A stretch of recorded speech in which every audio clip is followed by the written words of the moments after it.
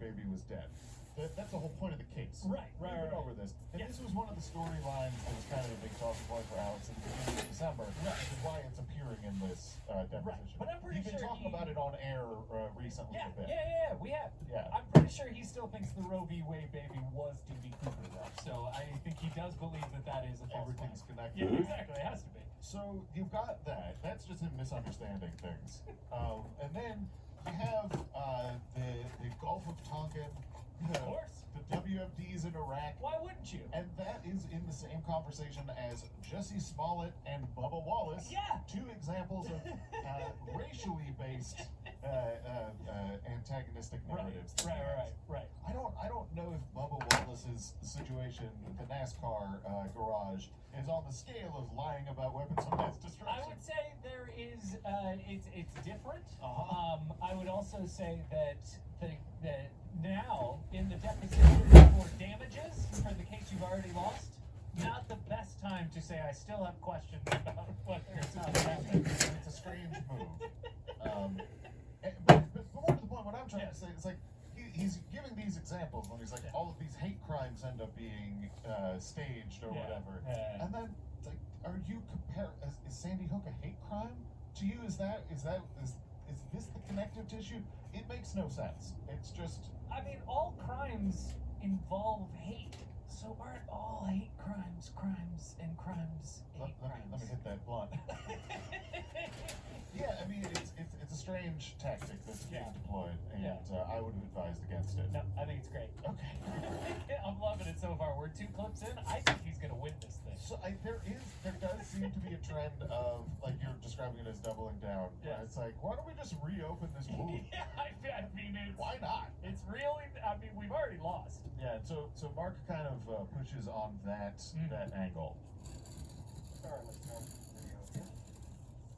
Just like the New York Times lying about WMDs on purpose and all the evil things that but I questioned one of the big events they hyped up because of a lot of the anomalies, and I have a right to question them. In fact, I for a while thought it didn't happen, then I thought it probably did it now, seeing how synthetic everything is. And Mary Jones speaking, maybe Alex Jones is all right. I'm pretty much right 99% of the time, so are you. I mean, we all know this is easy to look at and see what's happening. So now you're back feeding your audience this live on Sandy Hook, right? Correct? No, I'm proud of the video, and I'm proud of my statement in its full context. We'll be able to show the jury, and when we have time to, they will see what I had to say. See that I'm speaking up for the American tradition of being able to challenge authority. And the stories always turn out to be at least partially wrong. Please keep that promise and play that whole October 1st video. Please keep that promise. Okay. I will be vindicated. I'm liking Mark's. You can hear Mark smiling. You can hear the smile. If you pay close attention, you can hear a laugh a couple times. Yeah. There is a jocular nature going on here, and so this is a good. This seems to be a good line of questioning. Yeah. And so this gets pursued. Like you lost this case by default, and so now you're back to suggesting that Sandy Hook was fake. Why not? Because there's probably you foresee no consequences for it. You're gonna double lose. Doesn't matter. And so this is pushed on a little. Please keep that promise and play that whole October 1st video. Please keep that promise. Okay. But second, what has happened here is now that you got beat in court, now that a default's been granted. No, I didn't get beat in court. I got beat by an organized crime syndicate. Now that a default has been granted, you don't have to pretend anymore, do you? That's what's going on, right? No, that's not what's happened. A death penalty sanction with all the stuff we produced, I believe is a fraud, and it's because they're scared of the real evidence coming out and want to be able to tell a jury that this man is guilty. Now you decide how guilty. No, juries are supposed to decide if someone is guilty or not, period, not how guilty they are. So you guys can try to do all your anti-free speech stuff. All you're doing is waking up the American people. So there's a real trend here at the beginning of the deposition of like allowing a bit of going back and forth. Yeah. Let's have a little bit of getting this out of the system. Sure. Yeah. There are more actual solid questions and like pieces of evidence on the back end of this. Right. But it almost feels like let's warm up a little with some sparring, because obviously Alex will want to do that. Oh, the whole time. So you kind of bait him a little bit, and he gets to throwing out stuff like, hey, but people do have questions. Yeah, I'm proud of this statement that maybe I actually was right. It's like when I used to host shows, it's like, get all your heckling down out of the way. I'm up top. We'll get it all out of your It's system. basically Mark asking Alex if he has a birthday coming up. Totally, Yeah. 100%. Anybody celebrating anything? Yes, absolutely. Yeah, so this line of questioning does even continue. All you're doing is waking up the American people. Alright, so let's just be honest about what this is. You got mad after you got defaulted and you lashed out by saying that Sandy Hook was fake again. That's what happened. No, I have privately, I've told my group, and I've always said I really have real feelings about this, but I can't 100% prove it was totally staged. But the CIA was definitely involved, and that came out, and then I was told again by high-level folks in the CIA that it was staged back in time, and so I went with them, and also with Wolfgang Halbigstead and others. So I really believe that it should be looked at. I'm going to guess the CIA person Alex is referring to might be Steve Pachenik. Yes. I don't think it's an actual real source. No. But Alex has brought up that CIA involvement thing a couple times, so I want to just touch on that really quickly, because I'm not even sure if that came up necessarily in episodes that we've done. So Yeah. it might be new to some ears. Okay. The CIA wasn't involved in the shooting, but when the FBI released the redacted reports of the investigation, it included interviews with people who knew Adam Lanza and his mother. There's one interview that they conducted with a person whose name is redacted, which was filed in a report that was dated December 16th, 2012. This was a friend of Lanza's mother, Nancy, who had her over to the house periodically. When Adam Lanza was in 9th grade, Nancy told Redacted that Adam had hacked into a government computer system. Adam had made it through the second level of security, and when he tried to breach the third level, the screen went black and the authorities showed up at Lanza's door at 36 Yogananda Street. Nancy believed that the authorities that showed up at her door were either the FBI or CIA. Nancy had to convince the authorities that her son was just very intelligent and was challenging himself to see if he could hack into a government system. If you consider this in a larger picture of that full interview, it's fairly clear that this was not a reliable assessment that Nancy was making. And that's where the CIA comes from. It's Nancy saying that these people were CIA that showed up. Right. One event that's described in this interview involved that friend leaving invitations to a dinner party in all of the neighbors' mailboxes. Nancy never RSVP'd, so this person asked why. And Nancy said it was, quote, because there was no return address on the envelope, she had thought there was anthrax in it. This is what Alex is using as the foundation of his assertion that the CIA was involved in the Sandy Hook shooting. He's spinning conspiracy theories about the shooting while under oath in the deposition where he's being sued for things related to his spinning of conspiracy theories about the shooting. It just seems like he can't stop. Like I don't even know why you would do this. Yeah.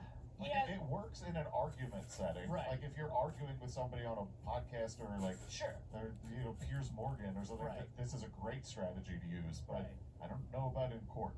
Yeah, I'm already through the deposition as so far. I'm like, okay, he is clearly established that learning is not a possibility. You know what I mean? Like, it's not going to stop. I think probably learning is counter to his business model. It probably would have been a maladaptive strategy early on. Right. And so why change now? Which to me says that if I'm like, hey, here's how we punish this guy. If you want it to stop, you have to bankrupt him. That's the reality of it, because he's not going to stop. If he does stop for the Sandy Hook families, it's just going to go somewhere else, and he's not going to learn from the behavior, because in the depositions for the behavior he's already lost, he's doing the behavior. Yeah, it does feel a bit like the dead end in terms of trying to learn a lesson. You got to bankrupt him, otherwise there's no lesson to be learned. I feel that's your perspective. That's my perspective. Alex is pretty mad because he has been defaulted and he's lost these cases by default, and he believes that he's complied with everything that's been requested of him. Of course. And so this turns a little bit embarrassing. You repeatedly said that this court process, this lawsuit, what just happened, is all a sham because you turned everything over and that court still defaulted you anyway, right? Schroeder, you never sent him one deposition, one document request, one thing, and he was defaulted along with me. And if that isn't fraud, then nothing is. Okay, hold on. I may have to pull this order for you because I need you to understand this. Do you understand that in Mr. Neil Heston's case, there was a court order requiring Owen Schroeder to appear for deposition? Do you know that? I know he appeared for a deposition Yesterday. after. You asked for it after the default. No, sir. Mr. Jones, do you understand that there was an order in August 31st asking that required Owen Schroeder to appear for deposition? Did you know that? I don't know what you're talking about. Yeah, you didn't know that. So you got on your show without even knowing what the discovery was. Yeah, so the claims that Alex is making of like complying with all this stuff when confronted with like this is something from 3.5, 4 years ago that you just ignored. Do you know that? Nope, don't know that. I mean, I was waiting for him to say what I would have said, which was just like, really? It's been going on that long, huh? Wow, how the time flies. What a strange trip we've been on, guys. Am I right? You know, like, let's just stop and take a moment to appreciate where we've all gotten to. Look, let's just forget about this case. Isn't it great that you and me have become I mean, friends? we've been doing this for so long. Let's just go get a drink. Think Come about how many on. lawyers I've got to meet over the course of this thing.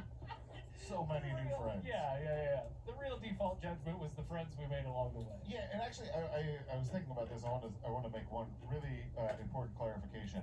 In terms of the preparation of these clips, I have done a little editing, but the only things that I've cut out are when there will be a call for an exhibit, and then there is a long stretch while the exhibit is being procured. Yeah, out of the binder, and so there are long stretches of like Just dead finding air, shit. basically. Yeah. And so I've cut those down for the sake of listening, Right. but not taking out things that would provide greater context or lead to a misrepresentation. They're available if But you want to go check Dan's work. I just want to, but I did do that, whereas I usually don't. No, I And I just want to be totally clear. understood.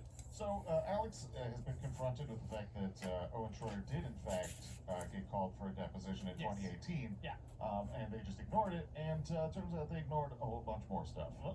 So you got on your show without even knowing what the discovery was. Did you know in Mr. and Mrs. Posner's case and Mrs. De La Rosa's case, you understand their story, right? I've never said her name. I'm never going to say it. I'm not asking you about what you said.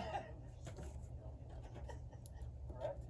Just start there. You know there's a lawsuit. I know I didn't get a jury trial. I know a judge said I was guilty. I don't believe that I live in the Soviet Union. Mr. Jones, you're not answering the question.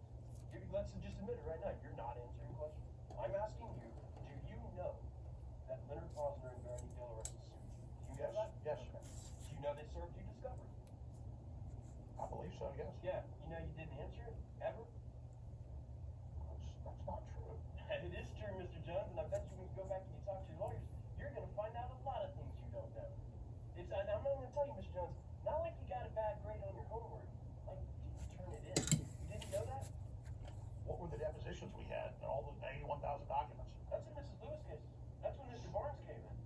That's when, and we'll get to that. Let's talk about that in a minute. But first, let's take on Mr. Posner and Mrs. De La Rosa's case. You don't know that you never answered discovery, do you? You don't even know that. Correct? Again, I don't have the stuff in front of me. Right. Ooh.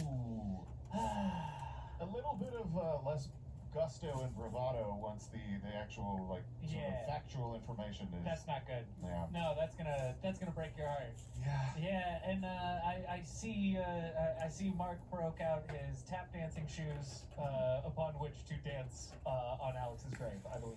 I think you can tell there's a tone of this is after the case is already decided. Yeah. And this isn't the first time that Mark's No. been he's deposed Alex. Right. And so there is kind of a familiarity that maybe wouldn't be there in Oh, totally. the first time that they interacted. And so the list just goes on of stuff in discovery that Alex claims he was on. He did everything for, Everything. but did not. You've got Mr. Posner and Mrs. De La Rosa's case where you didn't even answer discovery. You got Mr. Heston's defamation case where you didn't show up for defamation, answer any discovery, or show up for deposition. Either Mr. Schwartz, either the company. You've got Mrs. Lewis' case where you wrote an affidavit saying your lawyer screwed it up, and you've got Mr. Heston's IED case which you just got sanctioned because you sent Rob Dew to the deposition. You couldn't answer his question. And if all of those things are true, when you get onto your show and you tell your show that this is all just a kangaroo court and you completely comply with that railroaded, that's not true. None of that's true. No, it is